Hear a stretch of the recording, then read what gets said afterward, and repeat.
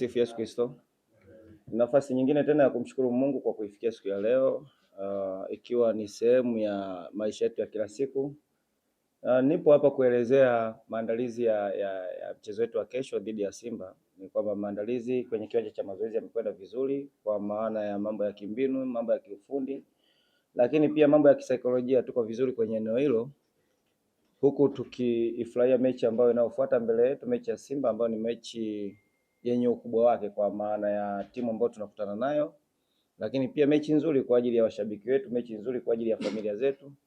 So maandalizi tumeyaweka katika hali nzuri, kwa maana ya kimwili, kwa maana ya kimbinu, kwa maana ya kisaikolojia pia, ili kuweza kuwa na mechi nzuri, ili kuweza kukabili wapinzani vizuri na kuweza kutafuta kile ambacho tunachokihitaji kwenye mechi ya kesho. Okay, nianze na majibu ya swali la muulizaji wa kwanza ambaye amezungumzia kuhusiana na sana records za Dodoma Jiji dhidi ya Simba katika uwanja huu.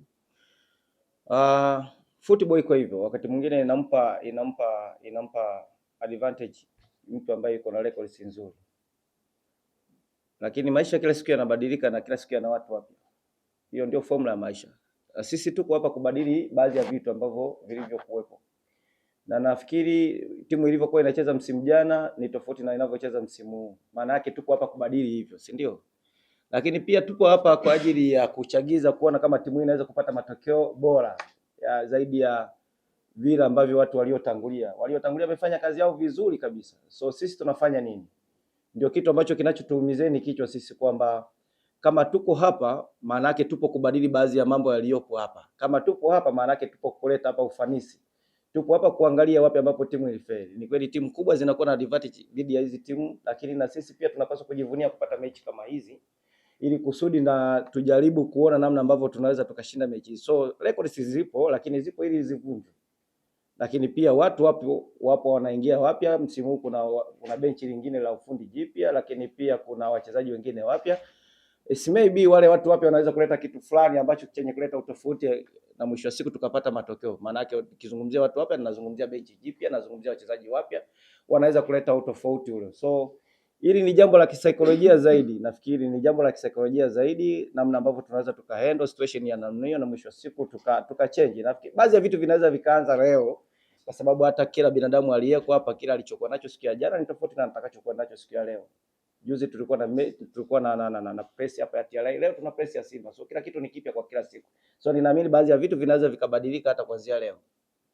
Nikienda kwenye swali la pili, muulizaji amezungumzia fomu ya Simba kwa namna ambavyo inatoka kimataifa, na sana amelielekeza kwenye hofu, kwamba je, tuna hofu kukutana na timu kama Simba. Mimi ninachoweza kuzungumzia tu ni kwamba nadhani sisi tumeishi maisha magumu sana kuliko hata mechi yenyewe ya Simba. Tumetoka kwenye familia ambazo tumeishi maisha magumu sana. So kuna vitu vya kuhofia kwenye maisha kuliko hata kucheza. Ninaamini kwamba katika kukua kwetu na utoto wetu, nafikiri tumestruggle sana kwenye maisha magumu sana kuliko hiki tunachoambizana mbele. So mechi iko hapa mbele kufurahia kuliko kutengeneza hofu kwenye maisha yetu. So mimi ninaamini zinapokuja mechi kama hizi hapa, kila mmoja angependa kuwa sehemu ya mechi kama hii. Familia yangu mimi huko Majita, si Mkendo huko, inatizama kwamba niko kwenye mechi kubwa kama hii. So ni jambo la kufurahia zaidi kuliko kutia hofu. Ninaamini kwamba hizi ni mechi ambazo ziko kwenye kalenda, unapata furaha, unamuomba Mwenyezi Mungu uwe sehemu ya mechi hizo kama historically. So hicho ni kitu ambacho kinatengeneza furaha zaidi kuliko hofu.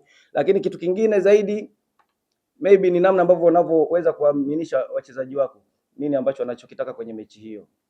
So sisi wachezaji wetu wako well prepared, kwa maana ya psychologically, namna ambavyo tunaweza tukaenda issue hii. Lakini jambo la tatu ilikuwa ni transition ambazo mnazozizungumza, tumejipangaje. Nafikiri ile jambo tunali approach collectively, kwamba ni timu, si swala la mtu mmoja. Ni namna ambavyo tunaweza kustudy Simba wakoje wanapokuwa na mpira, wanasipokuwa na mpira, wana assist mpira vipi, na wana behave vipi wasipokuwa na mpira. Ni kitu ambacho tunakiweka kwenye vichwa vya wachezaji, na sisi tunatengeneza mpango kazi ambao unaweza kutusaidia kupata matokeo.